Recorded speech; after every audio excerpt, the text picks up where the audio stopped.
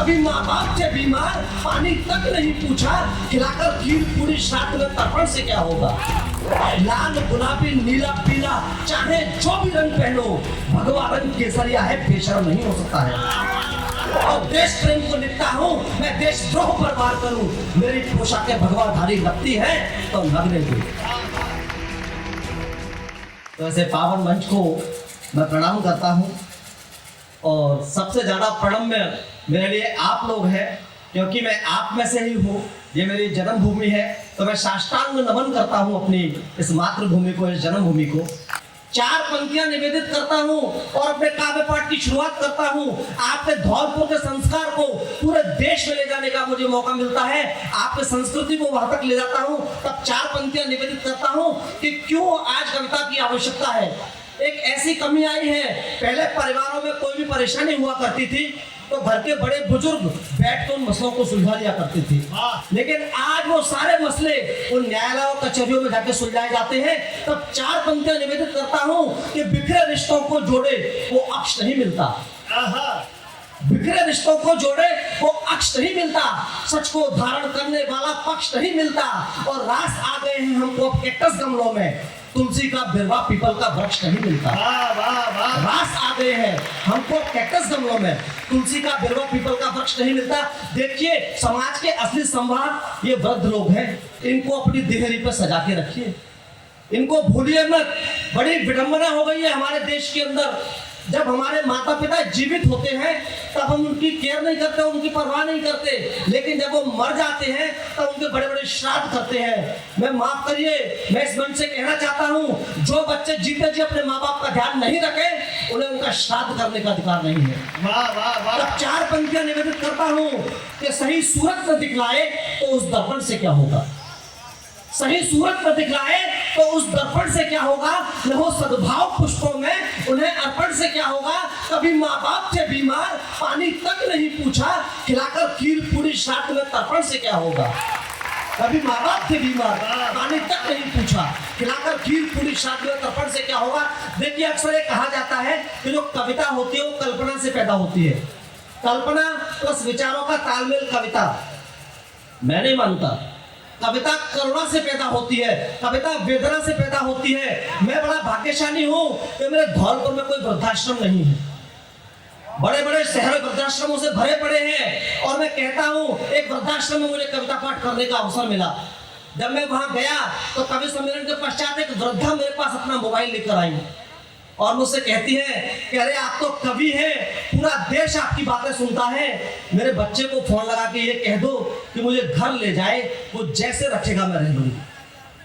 तब बड़ी वेदना होती है। और 4 पंक्तियां अपनी युवा पीढ़ी को कहता हूं कि जग जाने से स्वप्न जो टूटे तो सोना ज्यादा अच्छा है, जग जाने से स्वप्न जो टूटे तो सोना ज्यादा अच्छा है, दिल जब भी भारी हो जाए तो रोना ज्यादा अच्छा है, और जिनके करके माता पिता की आंखों में आंसू आ जाए, ऐसे बच्चों के होने से ना होना ज्यादा अच्छा है, ऐसे बच्चों के होने से ना होना ज्यादा अच्छा है।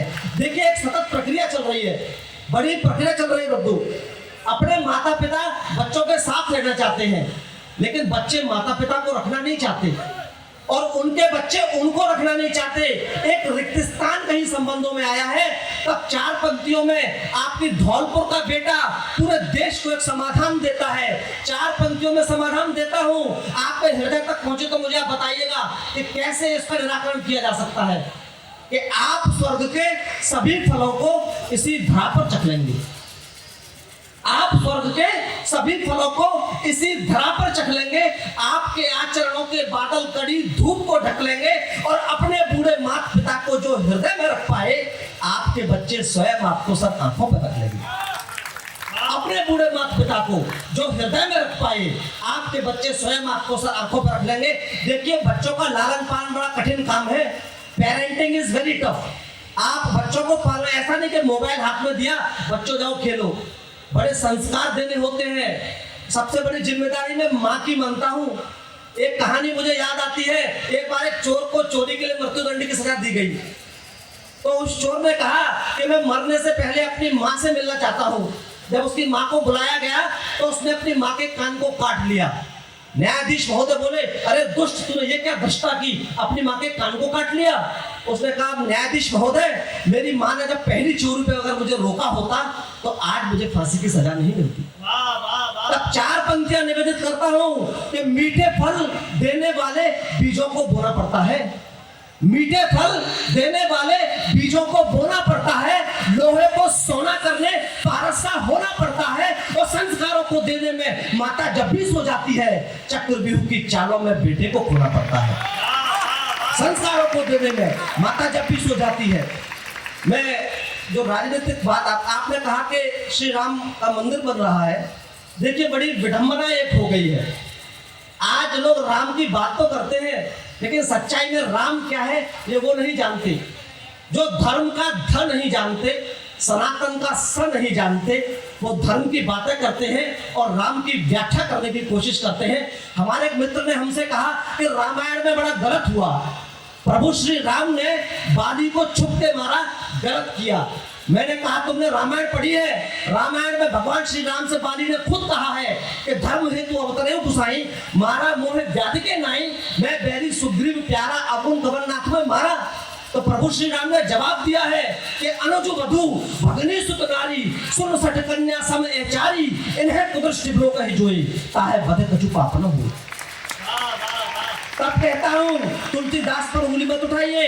तुलसीदास कहते हैं कि तुलसी जाके मुखन थे, धोके हूं निकसत राम, ताके पग की पग तरी मेरे तन को चाम।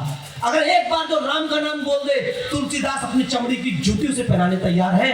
तब 4 पंक्तियां उन राजनीतिक लोगों को जवाब देता हूं जो प्रभु श्री राम पर टिप्पणी करते हैं, और धौलपुर के मंच से मैं हुंकार भरता हूं कि राजनीति का खेले खेले ना जाने रघुराई को, राजनीति का खेले खेले ना जाने रघुराई को।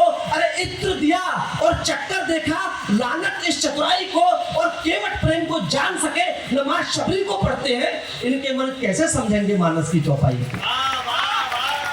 केवट प्रेम को जान सके नमाज शबरी को पढ़ते हैं। देखिए, संस्कृति का ठेका केवल कवियों ने नहीं ले रखा, संस्कार की रक्षा आपको भी करनी है, आपको भी आगे आना पड़ेगा। आपसे आके कोई कहे कि बाहर बारिश हो रही है, और दूसरा व्यक्ति आकर बोले, अरे बाहर सूखा पड़ रहा है, क्या करोगे आप? अरे खिड़की खोलोगे, खिड़की खोल के देखोगे ना? अरे खिड़की खोलने का समय है। मैं 4 पंक्तियां निवेदित करता हूं कि संस्कृति रक्षण से बढ़कर कर्म नहीं हो सकता है, संस्कृति रक्षण से बढ़कर कर्म नहीं हो सकता है, और आपके लहजा सख्त है मेरा, नरम नहीं हो सकता है। लाल गुलाबी नीला पीला चाहे जो भी रंग पहनो, भगवा रंग केसरिया है, बेशर्म नहीं हो सकता है।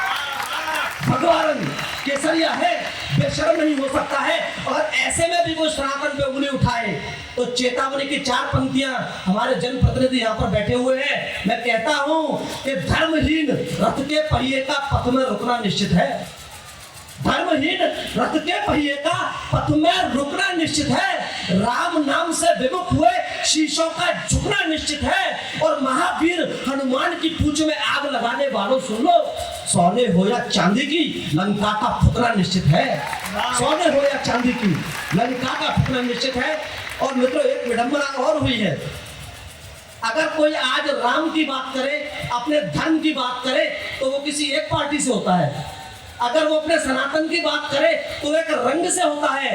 मैं 4 पंक्तियां बेबाकी से आपके मंच से पढ़ता हूं कि मेरी बातें तीखी यारी लगती है तो लगने दो, मेरी बातें तीखी यारी लगती है तो लगने दो, सीने में 2 धार कटारी लगती है तो लगने दो। और देश प्रेम को लिखता हूं, मैं देशद्रोह पर वार करूं, मेरी पोशाकें भगवाधारी लगती है तो लगने दो।